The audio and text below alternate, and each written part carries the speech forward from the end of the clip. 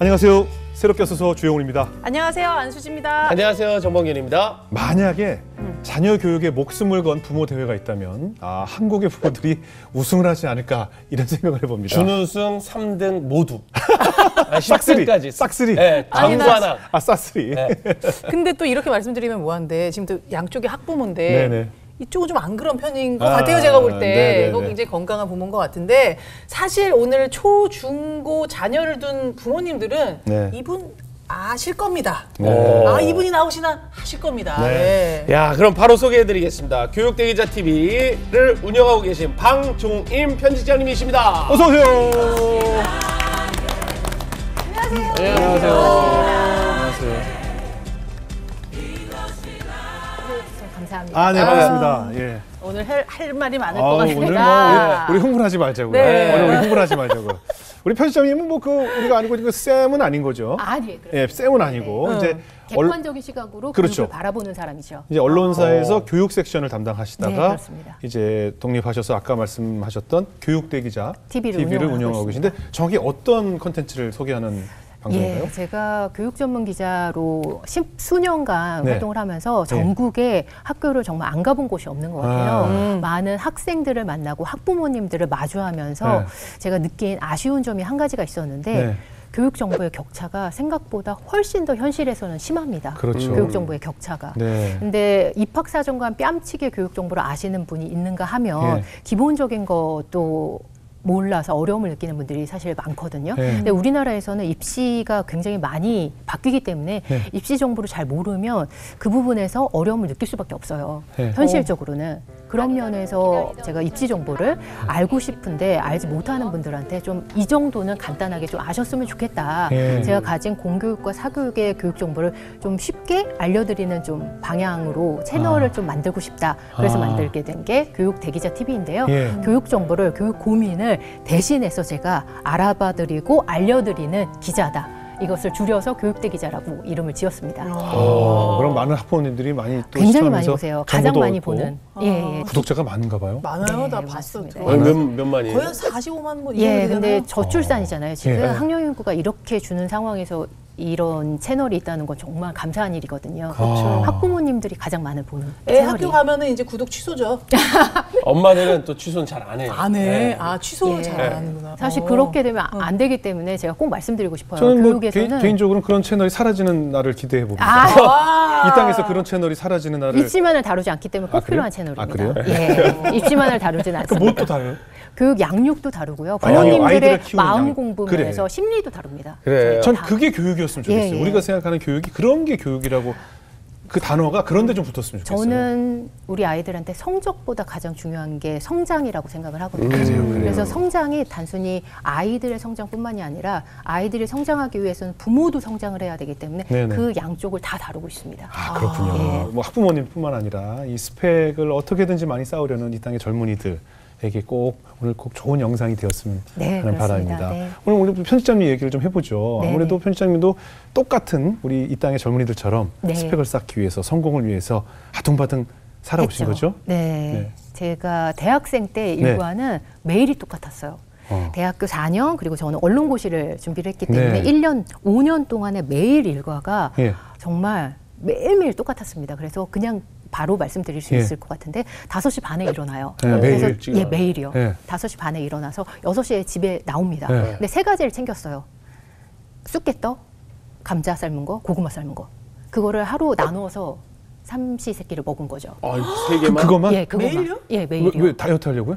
아니요, 그게 제가 도서관에서 먹으면서 공부할 수 있는 유일한 냄새도 안 나거든요. 나고. 냄새가 안 나고 먹으면서 소리가 안 날 수 있는 유일한 음식 먹을거리였어요. 그러니까 도서관을 안 나간다는 얘기네요. 네네, 도서관을 나가지 않기 위해서 아침에 6시에 그렇게 그 전날 다 준비를 해놓는 거죠. 네. 딱딱 이렇게 내일 나가야 네, 되니까 네. 그거를 3개를 딱 준비를 하고 다음날 6시에 나와요. 그럼 7시에 청량리에서 예. 영어 학원 수업이 있었습니다. 네, 네. 그래서 영어 학원을 7시부터 8시까지 듣고 8시부터 9시까지 이제 학교에 넘어와서 버스 타고 학교에서 9시 수업을 들어요. 무조건 9시 대학교 수업을 듣고. 예. 예. 왜냐하면 일찍 못 오는 친구들이 있거든요. 예. 그럼 저는 무조건 9시를 지킬 수 있기 때문에 성적에서 우위가 있잖아요. 저는 무조건 개근을 하기 때문에 거기서 9시부터 무섭네. 수업을 듣고 예. 12시에 도서관에 갑니다. 또? 도서관에서 먹으면서 쑥개떡 캔커피랑 먹어. 네. 쑥개떡을. 먹어. 그래서 쑥개떡을 너무 많이 먹어서요. 지금은 먹지 않습니다. 아. 너무 질려서요. 아. 그래서 쑥개떡을 먹으면서 그냥 열심히 공부를 했죠. 그리고 중간중간에 수업을 들으면서 6시에 이제 학교에 나와요. 그리고 저는 3명을 늘 과외를 했습니다. 3명을. 제가 잘 가르치거든요. 잘 그러실 것 가르쳐서, 같아요. 그러실 것 예, 같아요. 잘 가르쳐서 선생님으로서 인기가 많아서요. 예. 끊이질 않았던 것 같아요. 예. 그때도 30만 원이었는데 지금도 과외비는 30만 원 똑같은데요. 30만 원을 3명에서 90만 원으로 학비도 내고 교재도 사고 그러면서 5년을 매일 그렇게. 매일이요. 그리고 이렇게 제가 선생님으로서 인기가 있다 보니까 예. 학생 집에 가면 어머님들 굉장히 잘해주셨어요. 예. 그 걱정되는 마음이 있으시니까 더 어떻게든 내가 잘해주면 선생님이 잘 가르쳐 그렇지. 주시리라. 원래 엄마들이 그렇죠. 간식을 엄청나게 챙겨주죠. 챙겨주시거든요. 그걸로 먹는 거죠. 그리고 가방에 챙겨놓고. 예. 아니요. 그걸로 저녁을 먹는 거죠. 저녁을 그 집에서 예, 그 집에서 그냥 저녁을 쓱 때우는 먹는 거네요. 거죠. 예. 아침에 감자 쑥개떡 감자로 먹고 아침 점심 하고 저녁으로. 저녁 그 집에서 그냥 간식으로. 네. 아. 엄마들한테 미리 언지도 좀 넣어요? 뭐 좋아하는지? 네. 아니요, 제가 다음 주 그러다 햄버거 보니까 그러다 보니까 더 잘 먹는 게 있잖아요. 네. 그럼 그거를 알아서 해주시더라고요. 해주지. 햄버거를 하나만 또 남기지 않았다. 그럼 다음 주에도 햄버거가 있다. 그러니까 이게 뭐 여러 가지 간식을 내오는데 이게 남긴 게 있으면 이 그렇죠. 선생님이 이걸 별로 안 좋아하는구나. 근데 싹싹 비우는 게 있으면 선생님이 이걸 좋아하는구나 해서 계속 그걸 이제 주시죠. 네, 어. 맞아요. 네. 그 정도로 어머니들은 선생님이 중요한 거구나. 그럼 뭐 그렇죠. 대학생 네. 때 뭐 흔히들 하는 뭐 미팅이라든가 같이 뭐 친구들과 여행이라든가 뭐 이런 거 안 했어요? 전혀 안 했어요. 네? 전혀 안 해서요. 그 부분이 아직도 아쉬움으로 남는데 네. 그 당시에는 매일 이렇게 열심히 사는 삶이 저한테는 너무 중요하다고 생각을 해서 네. 매일 그렇게 달렸던 것 같아요. 연애, 뭐 MT 전혀 가지 않았고요. 네. 그래서 제가 아쉽지만 친구가 없습니다. 대학교 때 친구가 없어요. 아, 그럴만한. 학교에 다닌다라는 것조차 몰랐겠다, 애들이. 네네. 아니, 근데 공부도 공부만 잘하는 친구, 그래서 4.5 만점이었는데요. 4.3으로 졸업을 했어요. 나는 그 취업도 또 그러면 언론고시 붙으신 거잖아요. 기자. 맨 처음에는 한 번 떨어졌어요. 그래서 그렇게 해도 떨어져요? 네, 다들 신기하게 생각을 했죠. 네. 저 친구는 저렇게 열심히 하는데 왜 저도 이상해요. 네. 저도 이렇게 열심히 했는데 제가 떨어진다고? 근데 다 쓰는 족족 떨어지더라고요. 네. 그래서 저한테는 그 5년 차, 한 번 더 4학년 때 떨어졌으니까 한 번 더 하면서 더 열심히 했죠. 그러니까 이 열심의 가속도가 더 붙을 수밖에. 지금 말씀하신 것보다 더 열심히 하면 어떻게 해야 되는 거? 이제 코피 터지고 그러는 거죠. 잠도 안 자고. 예. 공부하다 코피도 진짜 터져요? 예, 저도 놀랐어요. 나는 파다 터지는 줄 알았어. 저는 고등학교 때는 터지지 않았는데요. 진짜 너무 부럽다. 대학교 때. 그리고 지금 영양의 불균형도 있잖아요. 그렇죠. 그러니까 어려움이 있었죠. 그럼 뭐 건강에도 안 좋고. 당시 그러니까 성공과 내 성공을 위해서만 성공에 집착을 하셨대요. 네, 매일 달리면 취업과 성공을 위해서. 이것보단 좀 나아지리라 삶이. 어. 그런 생각을 했던 그래서 것 같아요. 성공한 거잖아요. 기자 딱 됐으면 이제 그때부터는 좀 여유 있게 사셨어요? 그런데 기자가 되니까 또 회사에서의 전쟁터. 그렇지. 여기서 경쟁이지 또. 저보다 더 뛰어난 스펙이 너무 많은. 저는 거기서 제일 낮은 스펙이더라고요. 예. 그래서 이 안에서 더 열심히 성장을 해서 예. 성공을 해서 나는 빨리 뭔가가 되리라. 뭐 팀장이 되고 뭐 이렇게 돼야 되겠다라는 생각으로 열심히 또 회사에서 열심히 했던 것 근데 같아요. 이게 진짜 궁금한 거죠. 사실 누구나 돈이랑 성공에 대한 갈망은 있지만 그렇죠. 네. 이건 약간 좀 심하게 네네, 보였어요. 맞아요. 왜 그러신 거예요? 제가 이 원인이 있어요? 20대를 생각을 해봐도 정말 심했던 것 같아요. 네. 그 부분에 대해서. 그게 어린 시절과 네. 영향이 있는 것 영향이 같은데 있겠죠. 뭐 어린 시절 10대 이럴 때는 성공해야 되겠다라는 생각보다는 네. 우리 집이 조금 더 잘 잘 살았으면 살았으면 좋겠다. 좋겠다. 네, 우리 집이 좀 더 맞아요. 살았으면 좋겠다. 네. 이런 생각을 굉장히 많이 했던 것 같아요. 그 정도로 어려웠거든요. 저희 집이. 제가 지금 제일 많이 듣는 질문은 공교육, 사교육을 많이 알고 또 대치동도 자주 가고 이러다 보니까 강남 8학군에서 살았냐, 대치동 키즈가 아니냐 이런 질문들을 굉장히 많이 받아요. 근데 저의 삶은 그것과는 전혀 거리가 먼 학원을 단 한 번도 다니지 못할 정도로 제가 어렸을 때 꿈은 그거였어요. 친구들이 피아노 학원, 여자들이 많이 다니잖아요. 네. 피아노 학원 가는 게 소원일 정도로 어려웠죠. 예. 네, 강북에 그 드라마 오징어 게임의 주인공 성기훈이 어머니와 살았던 그 모습이 저의 어린 시절. 였던 것 같아요. 그래서 지금도 매일이 똑같아서 부모님들은 일찍부터 생활전선에 뛰어들어서 생계를 위해서 노력을 하셨지만 생계의 안정은 찾아오지 않았어요. 계속. 그리고 10대 시절이 너무 똑같아서 별로 저는 어렸을 때 기억이 잘 안 나는데요. 두 가지 장면이 기억나요. 예. 제가 이제 반지하에서 오래 살았는데 어느 날 문을 딱 창고 문 같은 거를 열었는데 쥐가 있는 거예요. 근데 그 10대 소녀가 그 쥐를 감당하는 게 너무너무 맞아요. 어려웠어요. 맞아요. 그래서 제가 소리를 막 지르면서 그 장면은 아직도 잊혀지지 않을 정도로 계속 기억에 남고요. 또 하나의 장면은 중학교 1학년 때 친한 친구가 있었는데 저는 그 친구랑 놀 생각에 저는 방과 후가 여유가 있잖아요. 아무것도 안 하니까 집에 가서 엄마 아빠 기다리고 그것밖에 안 하니까. 근데 그 친구랑 방과 후에 끝나고 학교 끝나고 놀 생각만 하고 있었는데 그 친구가 청소당번이어서 같이 기다려줬죠. 같이 청소도 하고. 근데 끝나고서 아 맞다 종임아 나 오늘 학원 가야 되겠는데 하면서 가는 거예요. 저는 기다려줬는데. 그래서 그 친구가 가는 그 뒷모습을 계속 저는 갈 데가 없으니까 계속 봤던 그 장면이 아직도 굉장히 기억이 남아요. 아버님, 어머님 어떤 일을 하셨었어요? 저희 부모님은 상처가 많은 분이셨어요. 네. 저희 아버지는 목수셨고 네. 저희 어머니는 미용 일을 하시고 그 다음에 결혼하고 나서는 저희 둘을 또 케어를 해야 되니까 네. 종종 집안에 무슨 일이 있을 때만 활동을 하셨는데 네. 두 분 다 상처가 많은 분들이다 보니까 상처가 많고 나이도 30도 훨씬 넘어서 결혼을 하셨거든요. 그래서 서로 상처를 좀 보듬었으면 좋았을 텐데 그러지 못했어요. 그래서 서로 자아가 너무 강하다 보니까 매일 싸우셨죠. 매일 싸우셨어요. 의견이 안 맞다 보니까요. 그래서 매일 싸운 그 모습을 또 그렇다고 뭐 가정폭력이 있거나 그러지는 않았는데 의견이 너무 안 맞아서 매일매일 싸우셨어요. 그게 저한테는 어린 아이가 부모님의 싸움을 본다는 거는 굉장히 공포. 아, 그럼요. 예. 아, 부모님이 헤어지면 어떡하지? 라는 생각을 굉장히 오래 하다 보니까 저는 착한 가면을 쓰게 됐어요. 부모님한테 헤어지지 않을 그런 구심점, 계기를 내가 만들어 드려야 되겠다. 그래야지 조금이라도 집안이 평온하니까요. 네, 칭찬, 웃음거리가 없는 집안에 제가 웃음거리를 만들어 드려야 되겠다라는 생각을 많이 했던 것 같아요. 네.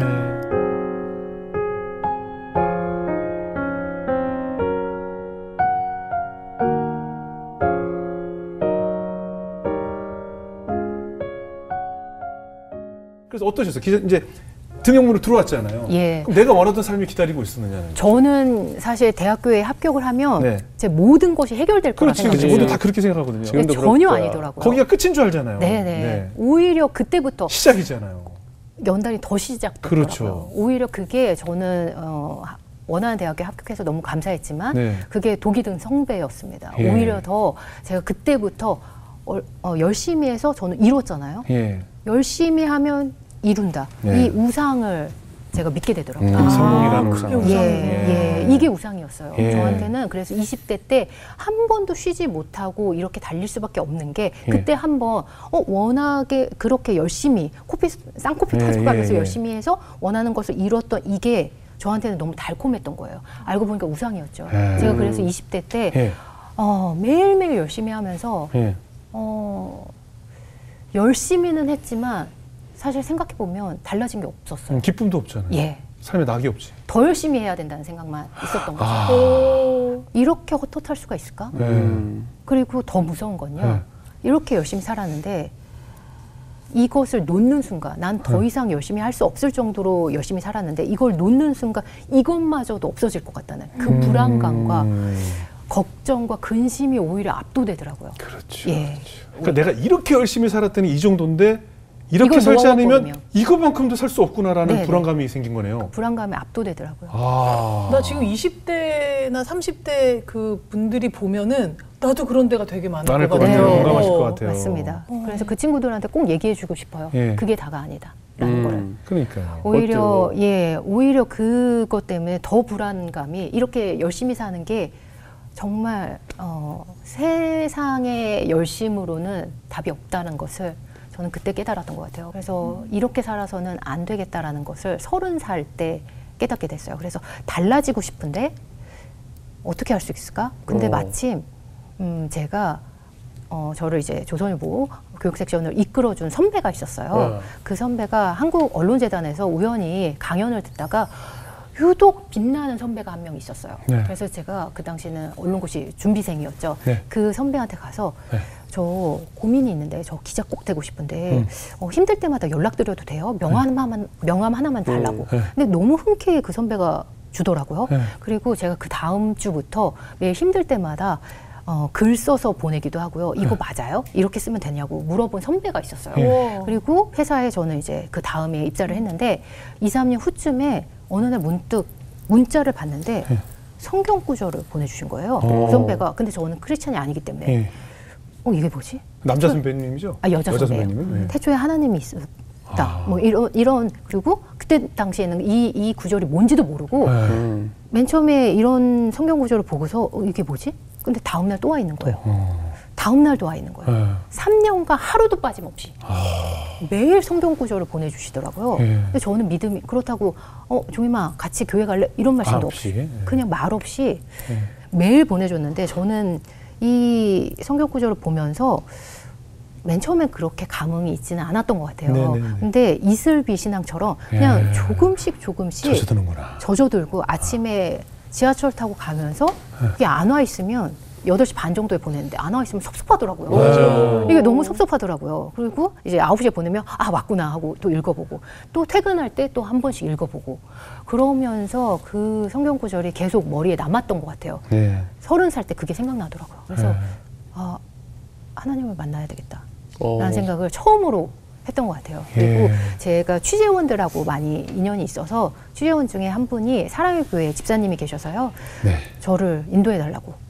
교회 가고 싶다고. 그래서 사랑의 교회 청년부의 예배를 드리면서 30살 때부터. 근데 30살 때는 사실 믿음은 썬데이 크리스찬이었던 것 같아요. 사실 이제 30 넘어서는 이제 교회 만붙이기가 사실 쉽지 않잖아요. 쉽지 않아요. 근데 그 선배가 저한테는 동역자였던 걸 그 당시에는 몰랐던 거죠. 20살 때는. 그렇게 이제 혼자서 정말 학차까지 살아가다가 살아온 인생을 걷다가 이제 하나님 없이 못 사는 인생으로 바뀌시게 된 또 사건들이 있으셨다고 인터뷰 두 가지가 하셨어요. 있었어요. 두 가지 어떤 사건이 먼저 있었어요? 시부모님이 이끌어 주셨지만 네. 아직도 저의 그 능력에 대한 마음, 그렇죠. 헛된 우상. 하루아침에 안 바뀌죠. 하루아침에 바뀌지는 않더라고요. 네. 정말로. 더 열심히 살아야 되는데 내가 회사에서 더 이렇게 해야 되는데 왜냐하면 저희 친정이 저한테는 짠한 마음으로 계속 네, 남아 네. 있었거든요.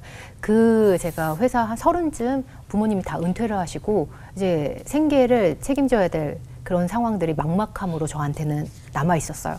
그래서 결혼을 해서도 100만 원에서 150만 원씩 늘 생활비를 드려야 되는 상황이니까 그게 너무 저한테는 마음이 남아있더라고요. 그래서 일찍 내가 뭔가를 해야 되는데 회사에서도 열심히 해야 되겠지만 내가 그 이유도 좀 대비를 해야 되겠다. 그래서 박사를 생각을 했어요. 석사, 박사를 해야 되겠다. 회사를 다니면서. 그러다 보니까 저는 계획이 너무 마음이 초조해진 거죠. 계획을 빨리 해야 되는데. 그래서 회사를 다니면서요. 제가 광화문에서 6시에 끝나면 막 불이 나게 앞에 택시나 버스를 타고 연대 언론홍보대학원을 다녔거든요. 그래서 넘어가서 공부를 이제 저녁 9시에 끝나는 또 삶을 살았죠. 근데 그때 회사에서도 열심히 하고 학교에서도 열심히 했는데 대학원에서 그때 첫째를 임신을 했어요. 그래서 첫째를 임신했지만 저는 첫째를 너무 미안하게도 아무런 준비를 하지 않았어요.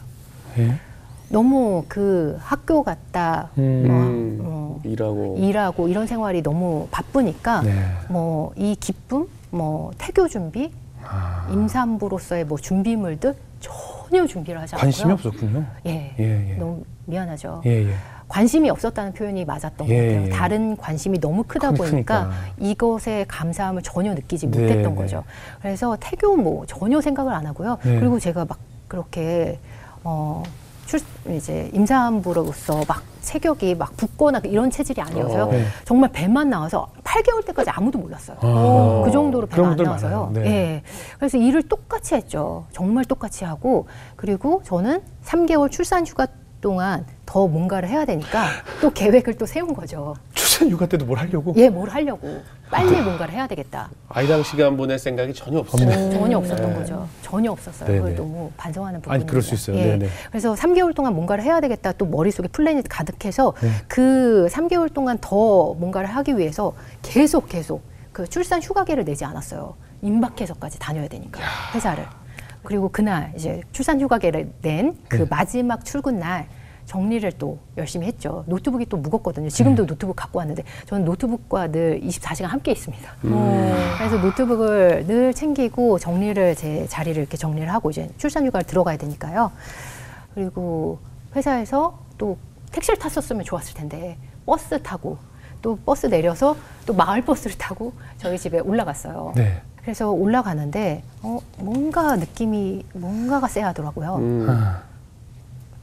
띠 누르고 이제 문을 딱 여는 순간 현관문을 여는 순간 양수가 확 켜져버렸어요. 양수가 문 앞에서요. 근데 양수에 대한 개념이 또 없는 거예요. 이게 뭐지? 이게 뭐지? 이게 뭐지? 그냥 그런가 보다라는 생각을 하고 샤워만 하고 빨리 갔었어야 되는데 왜냐면 감염의 위험이 있기 때문에 그렇죠. 빨리 가야 됩니다. 근데 일단은 저는 어떤 생각을 했냐면요. 문 앞에 물을 어떻게 치우지? 이 생각을 한 거예요. 전혀 생각이 없어서. 그래서 집에서 기다렸죠, 남편을. 그때까지. 안 가고요? 예, 병원에 안 가고. 병원에 안 가고. 그리고 남편을 기다려서 남편이 오자마자 이런 일이 있었어 했더니 남편이 이제 난리가 났죠. 빨리 병원에 가자고. 제일병원에 다녔는데 지금은 없어졌죠. 제일병원에 가서 병원에 가자마자 선생님들이 놀라시더라고요. 거의 이제 애기 나온다. 그 정도로 해서 병원에 입원하고 4-5시간 만에 나왔던 것 같아요. 근데 저는 준비가 안 된 상황이었는데 엄마가 될 준비가 안 된 상황이었고 아이는 세상을 빨리 보고 싶었고 자기가 나오려고 하다가요. 자기가 이제 용을 쓴 거죠. 엄마가 너무 준비가 안 됐으니까 지가 나오려고 하다가 호흡이 너무 가빠진 거예요. 그래서 인큐베이터에 있었어요. 그래서 그 건강한 아이가 저로 인해서 인큐베이터에 2주 동안 있는데요. 다른 산모들은 다 콜 하면 이제 전물리러 이렇게 가는데 저는 그런 상황이 아닌 거예요. 그리고 시간 맞춰서 아침, 저녁, 면회 시간에 아이들을 보는데요. 그 아이를 보는데 다 이제 바늘이 꽂혀져 있고 인큐베이터에 있는 모습을 보니까 눈물 나죠. 네, 너무 짠하고요. 그것도 다 저 때문이니까. 죄책감 들고. 네. 내가 그동안 열심히 살았는데 내가 분명히 놓친 게 있다라는 생각이 들고요. 그때 깨달았죠. 하나님께서 저한테 귀한 선물을 주셨는데 나는 받을 준비가 되어 있지 않구나. 그 생각을 처음 한 것 같아요. 그리고 사실 생각해보면 나한테 하나님이 주신 게 너무 많은데 내가 지금까지 한 번도 결핍만 생각했지 감사를 몰랐더라고요. 받은 것을 모르고서. 제가 일할 수 있는 글 쓰는 달란트를 주셨고 그렇죠. 이렇게 방송을 할 수 있는 목소리를 주셨고 열심히 일할 수 있는 체력을 주셨고 부모님도 어쨌든 건강한 부모님이 계시고 오빠도 있고 건강한 남편도 육체도 주셨고 이렇게 했는데 한 번도 감사함을 모르고 그냥 앞만 달려왔던 것 같아요. 그리고 저한테 이렇게 준 게 많은데 제가 그걸 몰랐던 게 너무 죄스럽고 너무 부끄럽더라고요. 그래서 매일 기도했어요. 정말. 원래 이렇게 임박해서 정말 위기를 주셔야지 하나님을 찾게 된다는 말이 맞는 것처럼 매일 아침 면회를 가면서 기도하고 또 기도를 했던 것 같아요. 그리고서는 이제 조금씩 제가 하나님을 만나고 정신을 조금 차리게 됐죠. 이게 내가 가진 게 너무 많은 것을 그동안 한 번도 느끼지 못한 부분이 너무 부끄럽고 사실 20대 친구들한테도 말씀을 드리고 싶어요. 사실 우리가 가진 게 너무 많은데 결핍만 너무 보지 않았나, 부족한 것만 보지 않았나. 근데 부족한 거는 그렇게 따지면 한도 끝도 없거든요. 그거를 제가 그 당시에 놓쳤던 것 같아요. 그리고 한 번 더 하나님이 또 세게 만나주셨어요.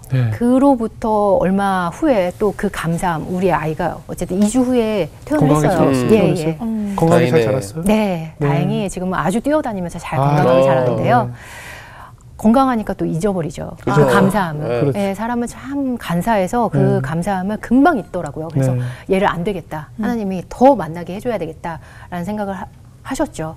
2년 후 육아 때문에 더 하루 왼종일 짜증나고 뭐 회사 일하고 육아 때문에 지치고 이런 순간이었어요. 남편과 이제 바톤 터치하면서 매일 이제 육아 때문에 전쟁을 치르고 있는데 남편은 요리에 미친 사람이었고 저는 이제 회사 글에 미친 사람이었는데요. 매일매일 육아 때문에 힘드니까 남편이랑 많이 싸웠어요. 초반에 육아 때문에 아이가 한 2~3살 이때쯤에는 많이 싸웠던 것 같아요. 부부싸움을 이유도 없는 그냥 몸이 짜증나니까 몸이 힘들고 잠을 못 자고 이러니까 피곤해서 많이 싸웠던 것 같아요. 예, 사소한 사실 기억도 안 납니다. 왜 싸웠는지 기억도 안 나요. 식탁에서 그냥 아무 이유 없이 싸우는 거죠. 네. 그리고 서로를 탓하고 서로 육아 더하라고 하고 그렇게 하면서 그날도 왜 싸웠는지 기억이 안 나요. 식탁에서 무슨 일로 싸웠는데 각자 이제 저는 안방으로 들어가고 남편은 거실에 남아서 네. 자기 요리한다고 이렇게 남고 한 10분인가 20분 지났을 때 비명이 들리더라고요. 비명이. 왜? 남편인데요. 남편이 요리를 하다 보니까 제일 선물을 많이 받는 게 칼이었어요. 칼로 이제 분노의 칼질을 하다가 이제 벼슬 찔러서 어떻게 됐어요? 저는 정확히 그 장면을 보지 않아서 아직도 그게 너무 저한테는 큰 상처여서 묻지는 않았는데 칼질을 심하게 하다가 팔을 찔렀는데 잘못 실수로 찌른 거죠. 아까 화나서 막 칼질을 하다가 하필 신경을 건드렸어요. 그래서 피가 정말 너무 많이 제가 문을 열고 나왔을 때 남편이 맨 처음에 수건 이렇게 얘기를 하더라고요.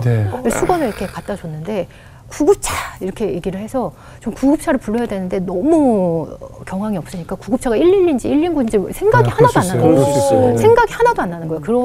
그런 경험을 처음 하다 보니까요. 너무 무서워서 일단 어디에 전화를 했던 것 같아요. 그래서 이제 알려주셔서 구급차가 10분 후에 왔어요. 수술을 빨리 해야 되겠다 했는데 저는 이제 봉합수술이니까요. 이런 수술하는 것도 저는 처음 보고 한 30분? 그 정도로 생각을 했는데 안 나오더라고요. 1시간 지났는데도 안 나와요. 2시간 지났는데도 안 나오는 거예요. 2시간 반 만에 정확히 나왔는데 선생님이 선생님 수술 잘 됐나요?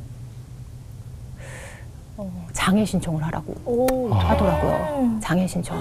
요리사신데. 예, 4등급이 나올 거라고 장애 신청을 하라고 하시더라고요. 근데 그 바로 직전까지도 저희는 아침에 정말 일상을 살고 남편은 그 미친도록 좋아하는 요리를 했잖아요. 남편한테 팔은 그냥 단순한 의미가 아니거든요. 물론 우리도 마찬가지겠지만 너무 어렵더라고요, 마음이. 그래서 제가 이걸 또 남편한테 어떻게 설명을 해야 될지도 너무 어려워서 그냥 기도를 드렸던 것 같아요. 하나님 정말 살려달라고. 남편한테 그 팔이 어떤 의미인지 아시지 않냐고. 그렇게 기도를 드렸어요. 그래서 살려만 달라고. 이 팔만 돌려주시면 하나님을 위해서 쓰겠다고. 달란트를 하나님을 위해서 쓰겠다고. 그리고 저도 그렇다고. 그렇게 계속 간절하게 기도드리고 남편이 이제 마취해서 깨어났는데 또 물어보죠. 근데 거짓말을 할까 이렇게 생각을 했는데 저는 그때 어떤 마음인지 모르겠지만 용기를 주셨던 것 같아요. 이걸 통해서 너희들이 깨달음을 얻을 거라는 그 마음을 주셨던 것 같아요. 그래서 남편한테 솔직하게 얘기를 했어요. 이렇게 선생님이 말씀을 하셨고 근데 나는 이걸 이겨낼 수 있을 거라 생각을 한다. 우리 장애 신청하지 말자. 그랬더니 남편도 그렇게 하겠다고 하더라고요.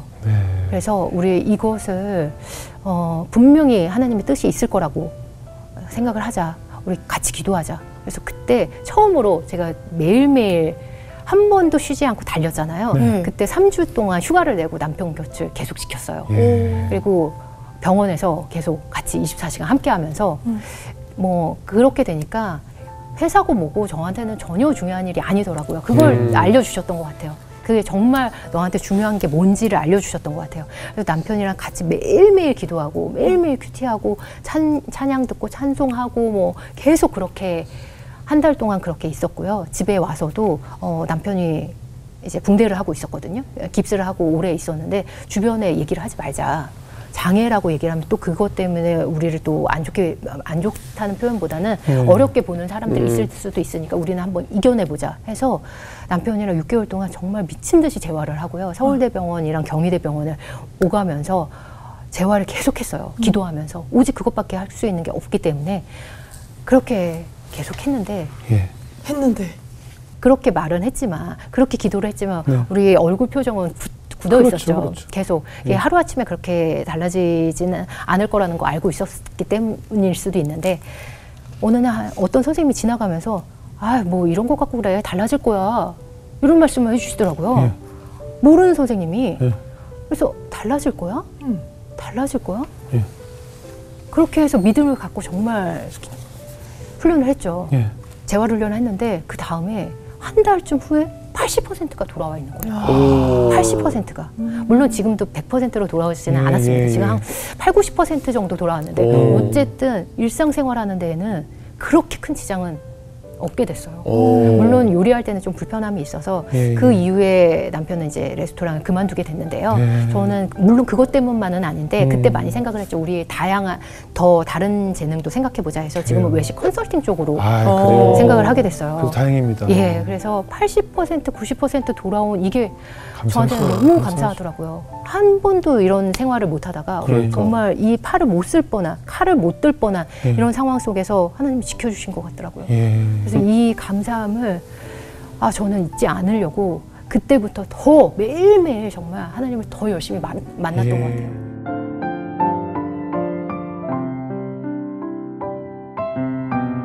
구독자 여러분, 대기자 방종임입니다.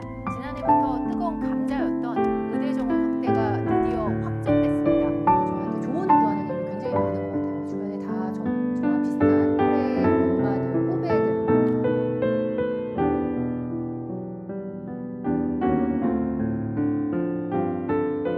아니, 좀 궁금한 게 이제 그렇게 살아오신 인생과 이제 이런 걸 다 지나 보니 어떤 깨달음을 얻으셨는지. 네. 제가 20대 때, 30대 때 정말 달렸죠. 손에 꽂고, 그러니까 이렇게 하고 살았잖아요. 이렇게 하고 살았는데. 이게 내려놔지던가요, 이제? 이게 내려놓는 게 하나님이 내려놓게끔 만드시긴 했죠. 두 번의 기회를 통해서. 근데 내려놓으니까요. 마음이 너무 평안하더라고요. 내려놔줬어요? 내려놔지더라고요. 그렇다면 자녀 교육은 어떻게 하세요? 자녀 교육이요? 그게 진정한 내려놓음이죠. 본인 자녀는 또 어떻게? 남들은 다 내려놓으세요 하면서 내 새끼 죽어! 이러면서.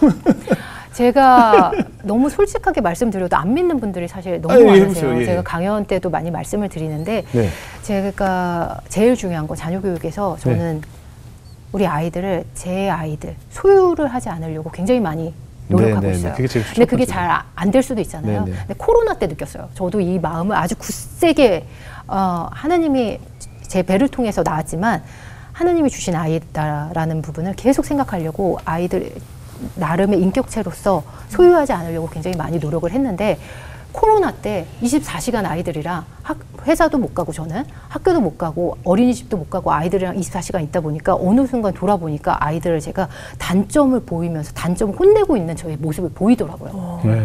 어떻게든 그 단점을 뜯어 고치려고 하는 제 모습이 너무 부끄럽더라고요. 그래서 그런 마음을 내려놓기 위해서 저는 두 가지를 매일 하려고 노력을 하는데요. 첫 번째는 아이를 볼 때마다 나랑 닮은 점을 보면 내 아이 같다는 생각을 많이 하는 것 같아요.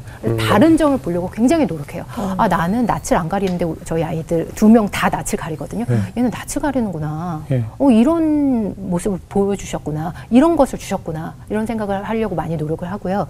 두 번째는 제가 아이들을 키울 때 가장 중요한 건 저는 자녀 교육에서 독립이라고 생각해요. 아이들을 독립시키도록 부모가 노력하는 거. 그게 20년 후에 아이들을 잘 독립시키는 게 자녀 교육의 목표라고 생각을 하거든요. 아이가 자립할 수 있도록. 그래서 그 부분을 늘 잊지 않으려고 20년 동안 아이들이랑 뜨겁게 사랑하자. 그래서 매년 1월 1일마다요. 제가 포스트잇으로 이렇게 써놔요. 첫째가 지금 11살인데 20년 동안 데드라인이 있는 거죠. 20년 동안 남은 시간 동안 아이랑 뜨겁게 사랑하자. 그래서 11살이니까 9년 남았잖아요. 매년 카운팅 하는 거죠. 뭐 뜨겁게 사랑할 시간, 첫째는 몇 년, 둘째는 몇 년, 아들 둘이거든요. 그래서 이 시간 동안 물론 그렇다고 잔소리할 게 막 하나도 없어지거나 네. 다 없어지거나 이러진 않지만 이걸 보면서 아 그렇지 나는 이 아이들의 독립을 도와주는 사람이지 이것을 늘 새기려고 마음을 굳세게 먹고 있습니다. 네. 학원 같은 거 하나도 안 보내십니까? 보내겠지. 학원을 안 보내요. 그건 그거고요. 안 보내신대요. 안 보내요? 학원을 안 보내요. 아 네, 근데 이 정도 저는 솔직하게 그렇지. 들어봐요. 이런 게 듣고 싶었던 거예요. 예, 저는 그 달래기 적고 이런 거보다 학원을 보내는 거예요. 거. 학원이 나빠서 부정적이어서 학원을 보내지 네, 않는 건 네. 아니고요. 저는 필요할 때 학원을 보낸다고 생각을 해요. 근데 다만 지금 아이가 저희 아이 첫째도 둘째도 첫째는 학교를 너무너무 사랑하는 친구입니다. 학교를 너무너무 좋아해요. 학교에서 하는 모든 활동을 너무너무 좋아해서 네. 이 학교에 또 저를 닮았나? 저를 닮은 것 같은데요? 왜요? 제일 먼저 가요. 학교를 제일 먼저 갑니다. 그래서 선생님이 학교를 제일 먼저 오니까 우유급식을 시켜주셨는데 그게 너무 이 아이한테는 기쁨에 충만해진 거죠. 우유급식은 본인이 우유급식을 이렇게 친구들 나눠주는 자리에 놓는 거죠. 거. 제일 일찍 온 친구들이 할 수 있는 닮았네. 특권입니다. 선생님은 그걸 시켰는데 너무 좋아하더라고요. 네. 그것 때문에 더 일찍 가요. 쑥개떡 좋아해요? 안 좋아. 안 좋아하죠? 왜냐면 그 다음에 저희 집에 쑥개떡이 없어요. 없지. 아마 꼴도 보기 싫을 거예요. 네, 한 번도 먹어본 적이 없는 것 같아요. 네. 그래서 이 학교에 대한 이 마음이 지금 이렇게 충만할 때 그 대신 저는 학교 방과후를 엄청나게 돌리긴 합니다. 예, 방과후를 다 예, 시키고 예. 예, 방과후를 열심히 시키고요. 학교에서 하는 프로그램들. 네, 학교에서 끝나고 학교에서 네. 선생님들이 해주시는 프로그램이 네. 있거든요. 그걸 신청을 하고 만약에 학교 끝나고 내가 늦게까지 학원을 보내거나 이랬을 때 학원을 다니느라고 너무 피곤하고 지친 이 생활이 이어지면 우리 아이가 학교에서 이렇게 기쁨으로 선생님은 무슨 말씀을 해주시던 다 얘한테는 처음이잖아요. 선생님 말씀 학원에서 다 듣고 오면 학교에서 선생님 말씀 시시하거든요. 시시해서 딴짓하고 이런 친구들도 사실 있긴 해요. 학원에서 더 많이 배우니까요.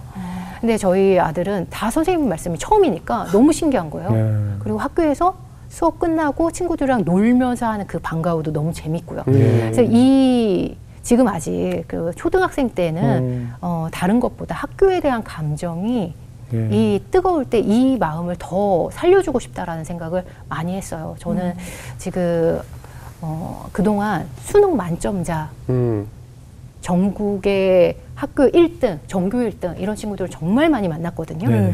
근데 그 친구들을 만나면서 저도 궁금했어요. 어떤 공부법에 공통점이 있는지. 근데 여러 가지 공부법, 뭐 생활 환경, 부모님들의 뭐 성향, 가정 환경 다 달라서 하나로 점철되는 그런 공통점은 좀 없었는데 제가 두 가지를 깨달았거든요.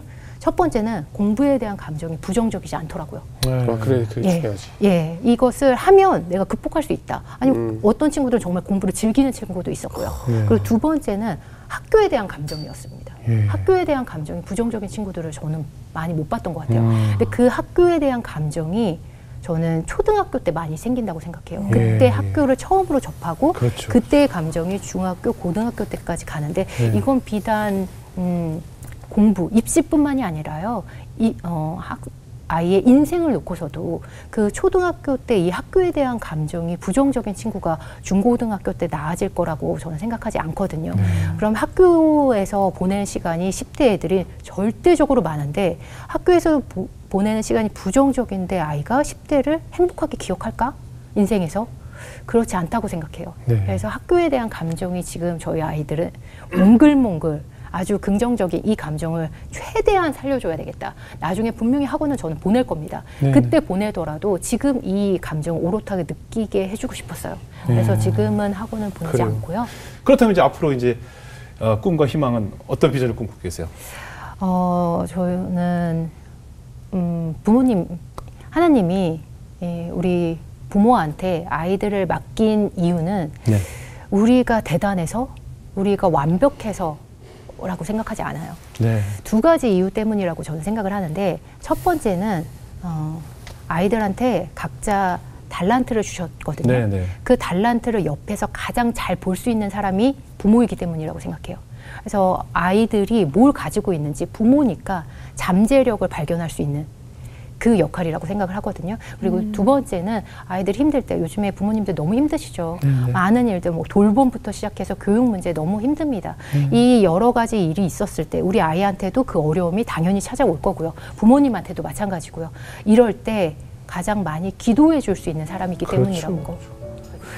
많은 부모님들이 신실하셨던 부모님들도 그렇죠. 자녀 양육 문제 걱정되는 입시만 한다면 다 예배 안 가시고 이런 경우들 너무 많습니다. 제일 무서운 우상이잖아요. 네네. 우리나라에 대학이라는 우상이 너무 무섭습니다. 제일 최고의 우상이잖아요. 네, 그래서 교회를 벗어나는 일들이 너무 많은데 네네. 저는 부모님이 가정에서 가장 자녀에게 가장 잘해줄 수 있는 복음은 부모님이 행복하게 사는 거라고 생각해요. 그럼 그 행복한 모습을 보고 믿음으로 기도하는 모습을 보고 우리 아이들이 따라할 거거든요.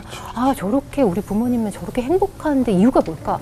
나도 따라해볼까? 왜 아이들은 다 부모님을 보고 배우니까 그 모습을 보여주려면 우리 부모님들의 이런 마음들을 좀 어루만져드리고 싶고 그리고 교육에서 부모님이 해드릴 수 없는 부분도 있는 것 같아요. 뭐 돌봄 문제라든지 교육적으로 입시 문제라든지 이런 부분은 제가 다양한 창구를 통해서 스피커로서 교육 문제가 이렇게 심각해요. 우리 좀 같이 해결해 줬으면 좋겠어요. 같이 우리 힘을 맞대봅시다. 이렇게 얘기하는 교육 대기자 TV를 만들고 싶습니다. 그래요? 예, 기대하겠습니다. 자, 수지장님 어떻게 들으셨어요? 와, 사실 그 10살 때부터의 어떤 삶의 열심이 시작된 거는 굉장히 좋은 마음, 너무 예쁜 딸인 것 같아요. 엄마 아빠를 생각하면서 엄마 아빠 웃게 해주려고. 그게 너무너무 자기를 옥죄해서 20대까지 가는데 진짜 제대로 된 부모님, 하나님을 딱 만난 다음에는 모든 것이 싹 풀어지면서 지금 아이는 학교를 좋아하는 아이가 됐다는 게 너무 감동입니다. 앞으로 정말 그런